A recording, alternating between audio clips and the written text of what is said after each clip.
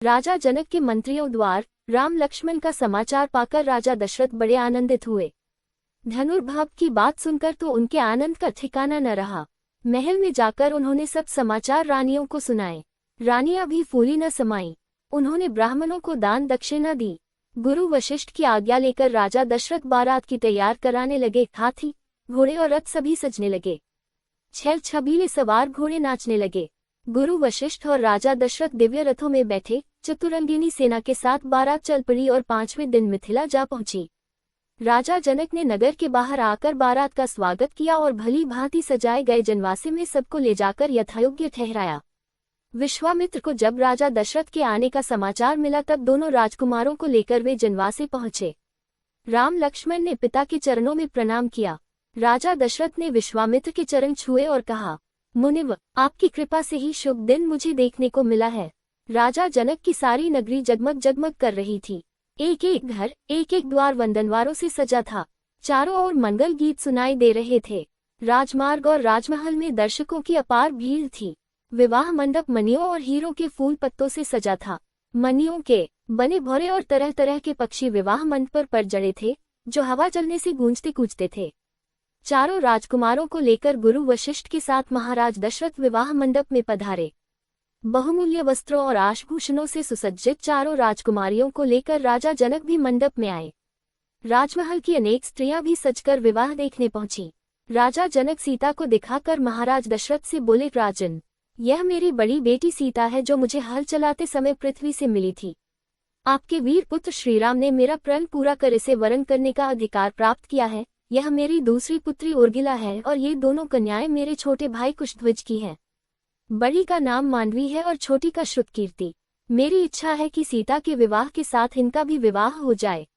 लक्ष्मण के लिए उर्मिला को, भरत के लिए मांडवी को और शत्रुघ्न नई को स्वीकार कर मुझे कृतार्थ करें।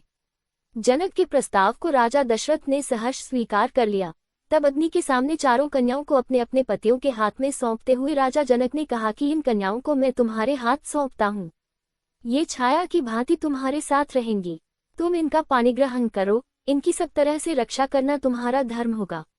गुरु वशिष्ठ और शतानंद ने वेद मंत्रों के साथ विधिवत विवाह कराया। तब राजाक्षर्थ राजकुमारों और पुत्र वधुओं को लेकर जनवासे लौट आए। जनक ने कन्याओं और सब बरातियों को सुंदर उपहार दिए। राजा दशरथ ने भी सोने से सींग मढ़ाकर दूध देने वाली सहस्रों गायें ब्राह्मणों को दान में दी।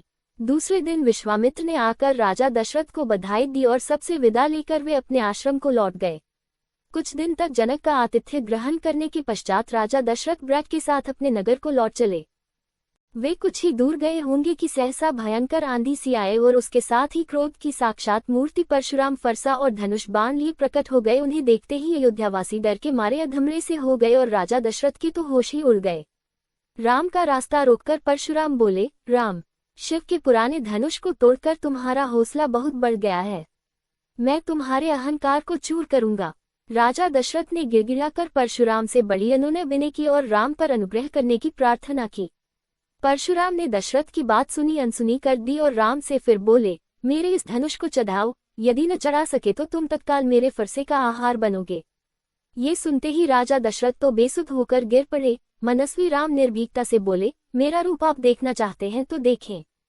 उन्होंने परशुराम के धनुष बाण लेकर प्रत्यंचा चढ़ा दी और धनुष पर बाण रखकर बोले, मैं इस बाण से आपकी तपस्या का समस्त प्रभाव अभी नष्ट करता हूँ और भनारगात से आकाश में विचरण करने की शक्ति भी नष्ट करता हूँ। परशुराम हतप्रभ हो गए। उन्होंने राम की स्तुति की और आशीर्वाद दिए और यह प्रार्थना की कि तप का फल भले ही नष्ट कर दे, परंतु मनोगति नष्ट न करे, जिससे मैं महेंद्र पर्वत पर लौट सकूं। श्रीराम ने उनकी बात मान ली। परशुराम राम की प्रशंसा करते हुए तत्काल चले गए। परशुराम के चले जाने के बाद बारात आगे बढ़ी। बारात के पहुंचते ही अयोध्या में घर घर आनंदोत्सव होने लगे। गलियों में शंख और मृदंग की ध्वनि गूंज उठी। स्त्रियों ने मंगल गान किए और फूल बरसाए। रानियों ने पुत्रों और पुत्र वधुओं की आरती उतारी। उस समय राजा दशरथ के भवन की शोभा देखते ही बनती थी। राजकुमार शील गुण संपन्न पत्नियां पाकर बड़े प्रसन्न थे। सीता जी के अनुपम रूप, गुण और सेवा से श्रीराम और सास ससुर सब प्रकार से संतुष्ट थे। राजकुल में दिन दिन सुख समृद्धि की वृद्धि होने लगी। समस्त कौशल राज्य का भाग्य जग गया।